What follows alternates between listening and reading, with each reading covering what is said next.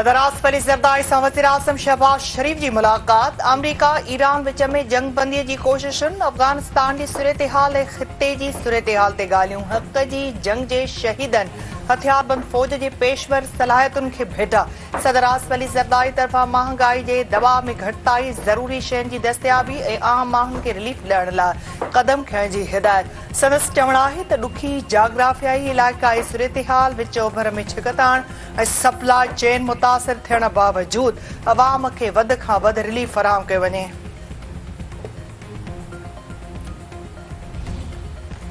अहिड़ी अञा सूरत हाल कोन्हे। हुकूमत जॾहिं महसूसु कंदी, जीअं 27 तरमीम में हिकिड़ो बिल MQM जो रहिजी वियो जंहिं ते पीपल्स पार्टी इतफ़ाक़ न कयो, मुस्लिम लीग नून उन बिल जी सपोर्ट करे थी। उहो बिल आहे त बल्दियाती निज़ाम सॼे मुल्क में यूनिफॉर्म निज़ाम हुजे। सिंध जी विरासत जो आउं मुखालिफ़ आहियां, न करणु ॾींदासीं। अहिड़ो को बि बिल डिस्कशन में न आहे। हीअ प्रोपेगेंडा कई थी वञे, के माण्हुनि जूं ख़्वाहिशूं आहिनि। ममलकती वज़ीर खीहलदास कोहिस्तानी नवनि सूबनि ते गौर जो तासिर रद्द करे छॾियो। MQM जे मकानी इदारनि वारे बिल जी हिमायत। संदसि चवणु आहे त वसीला हेठि मुंतक़िल करण में कहिड़ी ग़लति ॻाल्हि आहे। हुकूमत नओं मकानी निज़ाम चाहे थी, पर PP मुखालफ़त कई आहे। हुकूमत वटि अक्सरियत नाहे, PP खां सवाइ तरमीम न थी सघंदी। नवनि सूबनि बाबति कंहिं बि तरमीम ते गौर न थी रहियो आहे। सिंध जो विरहाङो कंहिं बि सूरत में न थींदो। सिंध जा माण्हू धरतीअ जे 1 इंच पाणीअ जे फुड़े ते बि सौदेबाज़ी न कंदा। सभिनी खे ख़बर आहे त सिंध पब्लिक सर्विस कमीशन में रुॻो पैसा हलनि था। अवाम ते रहम कयो वञे। जेकॾहिं नौकरियूं विकिरो थींदियूं त ग़रीब जो ॿारु मुतासिर थींदो ऐं करप्शन वधंदी। PP खे नौजवाननि जे ख़दशनि जो नोटिस वठणु घुर्जे।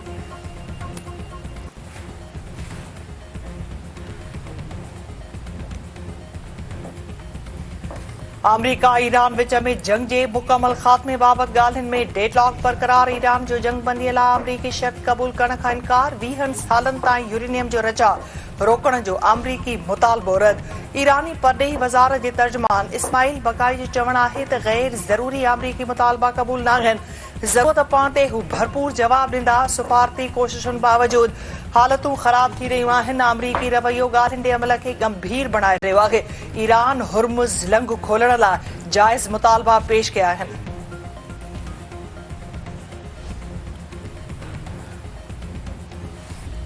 ईरान रचायल यूरेनियम कढण जी दरख़्वास्त कई आहे। ईरान वटि रचायल यूरेनियम कढण वारी टेक्नोलॉजी नाहे। प्रोजेक्ट फ्रीडम ॿीहर शुरू करण ते गौर करे रहिया आहियूं। ईरान ते दबाव जारी रखंदासीं। सख़्त गीर क़यादत खे झुकण ते मजबूर कंदासीं। अमरीकी सदर डोनाल्ड ट्रंप।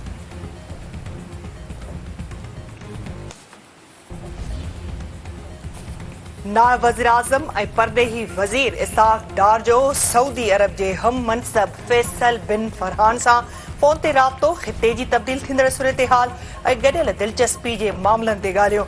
इलाइक़ाई ऐं आलमी सूरत हाल खे नज़र में रखंदे वेझा राब्ता जारी रखण ते इतफ़ाक़।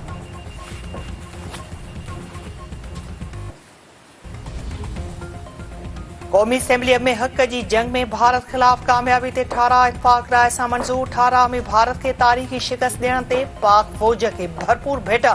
क़ौमी असेंबलीअ जे स्पीकर अयाज़ सादिक़ जो चवणु आहे त दुश्मन जी पॉलिसी मुकमल तौर नाकाम थी चुकी आहे। क़ौम खे पंहिंजे शहीदनि ते फ़ख्रु आहे।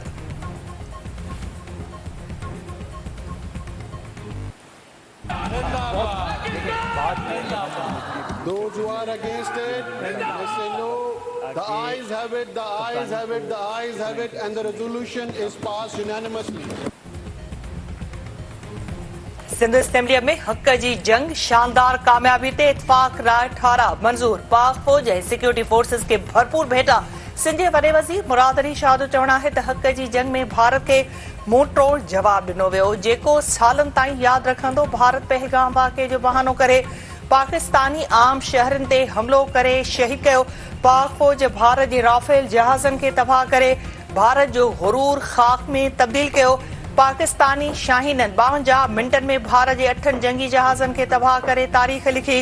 पाकिस्तान जंग चाहे हां त भारत जा 74 जहाज़ तबाह करे छॾिया। राफेल जहाज़ तमामु घणो सुठो आहे, पर हलाइण लाइ बि अचणु घुर्जे।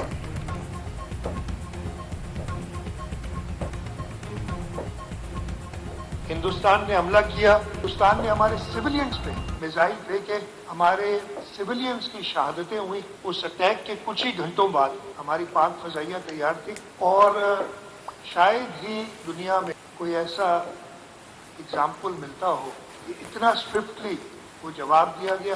पूरी कौम ने इकट्ठा होके, दुश्मन ने हम पे वार किया तो पूरी कौम ने इकट्ठा होकर उसका ऐसा जवाब दिया कि दुश्मन अभी तक नहीं बल्कि इंशाल्लाह कभी भी नहीं उस ज़र्ब से जो हमने उन पे लगाई उससे निकल नहीं सकेगा। पाकिस्तान अफगानिस्तान के बनू हमले जे ज़िम्मेवारनि ख़िलाफ़ असराइती कार्रवाई बाबति आगाह करे छॾियो। बनू हमले ते अफगान सफ़ारतखाने जो इंचार्ज परॾेही ऑफिस तलफ़ सख़्त एहतिजाज। परॾेही ऑफिस जे तर्जुमान जो चवणु आहे त बनू हमले में 9 मई ते दहशतगर्द हमले में 15 पुलिस एहलकार शहीद ऐं 4 ज़ख़्मी थिया। जांच, शाहिदीन ऐं टेक्निकी इंटेलिजेंस मां साबित थियो त हमले जी रिथाबंदी अफगानिस्तान में मौजूद दहशतगर्दनि कई। पाकिस्तान वटि बनू हमले जे ज़िम्मेवारनि ख़िलाफ़ फ़ैसिलाती कार्रवाई करण जो हक़ महफ़ूज़ आहे।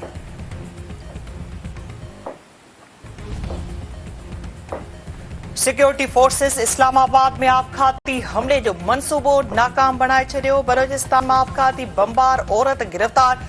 बलोचिस्तान के वॾे वज़ीर सरफराज़ भुट्टी जो चवणु आहे त बलोचिस्तान में औरत खे अगवा करे इस्लामाबाद में आपघाती हमले जो टास्क ॾिनो वियो। सिक्योरिटी इदारनि मुल्क खे वॾी तबाही खां बचाए वरितो आहे। बाज़ियाब करायल औरत खे वारसनि हवाले कयो वेंदो। दहशतगर्द औरतुनि खे ट्रेप कंदा आहिनि। दहशतगर्दी लाइ औरतुनि खे ॿारनि तौरु इस्तेमाल कयो पियो वञे। औरतुनि खे दहशतगर्दी लाइ इस्तेमाल करण ते बशीर ज़ेब एंड कंपनी लाइ ॿुॾी मरण जो मक़ाम आहे।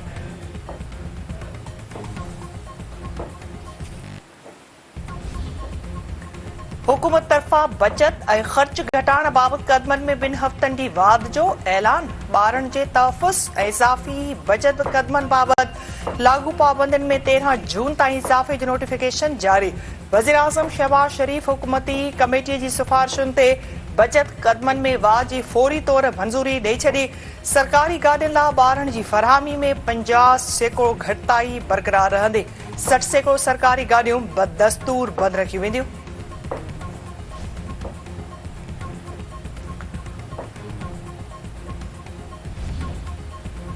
बिजली वधीक सस्ती कंदासीं, माण्हू बैटरी में महफ़ूज़ करे राति जो इस्तेमाल कंदा। हुकूमत IPPs खे हमेशह लाइ दफ़न करे छॾियो आहे।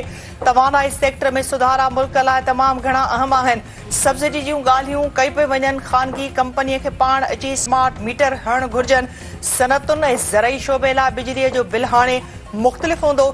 तवानाई वारो वज़ीर अवैस अहमद लगारी।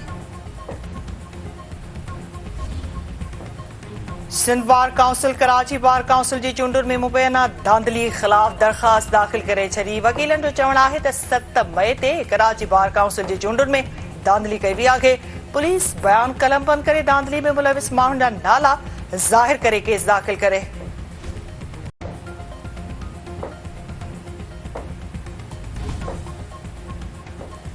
हैदराबाद में CCA पास उम्मीदवारनि तरफ़ा मेरिट लताड़ ख़िलाफ़ सख़्त एहतिजाज करण जो ऐलान। उम्मीदवारनि जो चवणु आहे त सिंध पब्लिक सर्विस कमीशन में मेरिट जी वॾे पैमाने ते लताड़ कई पई वञे। नौकरियूं पैसनि एवज़ विकिरो करे नौजवाननि जे हक़नि ते धाड़ो कंहिं बि सूरत में बर्दाश्त न कयो वेंदो।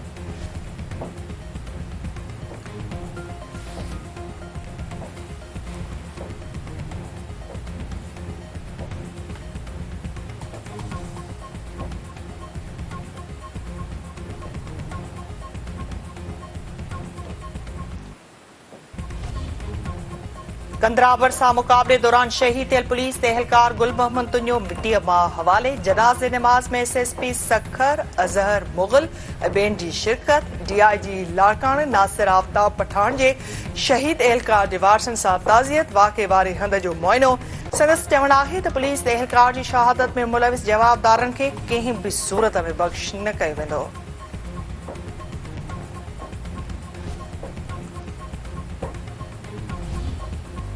करमपुर में जाफरी बंगराणी बिरादरी में पुराने तकरार तां हिकु ॼणो क़तल। ॻोठ इमरान ख़ान बिजाराणी में हथियारबंदनि जी फायरिंग में पोरियत अली मर्दान जाफरी खे क़तल करे छॾियो। मक़तूल जे वारसनि जो एहतिजाजी मुज़ाहिरो, लाश रखी धरनो।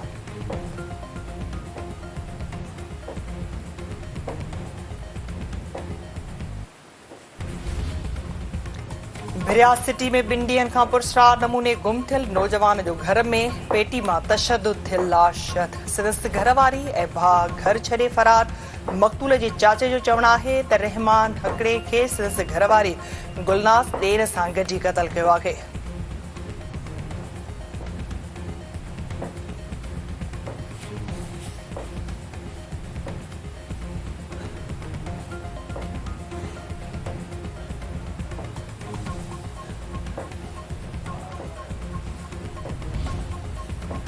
सिजावल जूने जो बरसां कान इल्ज़ाम हेठि नारी क़तल। नौजवान मरणी ॻोठ ज़मान बिरोहीअ में हथियारबंदनि अमीना बिरोही खे क़तल करे छॾियो। नारी मरणी गंढी जोगी हालत में अस्पताल मुंतक़िल।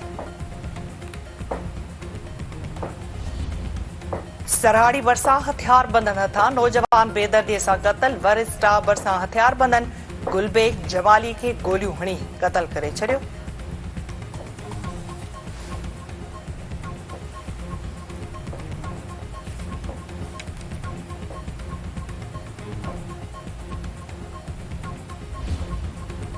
घोटकी में शोरूम मालिक ते हमले ख़िलाफ़ शोरूम मालिकनि ऐं शहरनि जो एहतजाजी मुज़ाहिरो ऐं धरणो। अॻवान जो चवणु आहे त शोरूम मालिक गुलाम नबी क़ौराई ते हमलो खुलियल दहशतगर्दी आहे। पुलिस जवाबदारनि ख़िलाफ़ कंहिं बि क़िस्म जी कार्रवाई करण लाइ तयारु नाहे।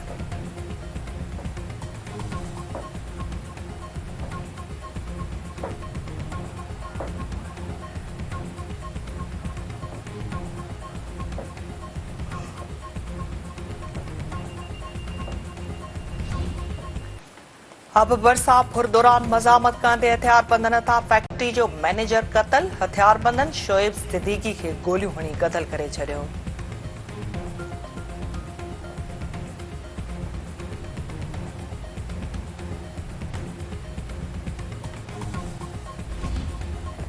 सिंध जे मुख़्तलिफ़ शहरनि में रोड हादसनि जे नतीजे में 9 ॼणा फौत।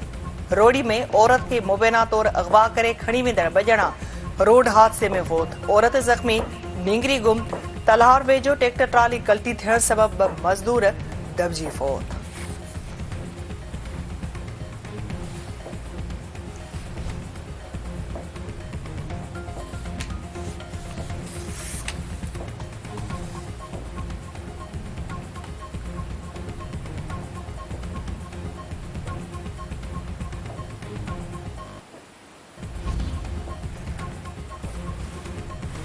ढाका टेस्ट दिलचस्प मरहले में दाख़िल थी वई। बांग्लादेश जूं ॿिए इनिंग्स में 3 विकेटुनि जे नुक़सान ते 152 रन्सूं। मोमिन उल हक ऐं नजमुल हुसैन जूं 50। पाकिस्तान ते 179 रन्सुनि जे सरसी 7 विकेटूं बाक़ी।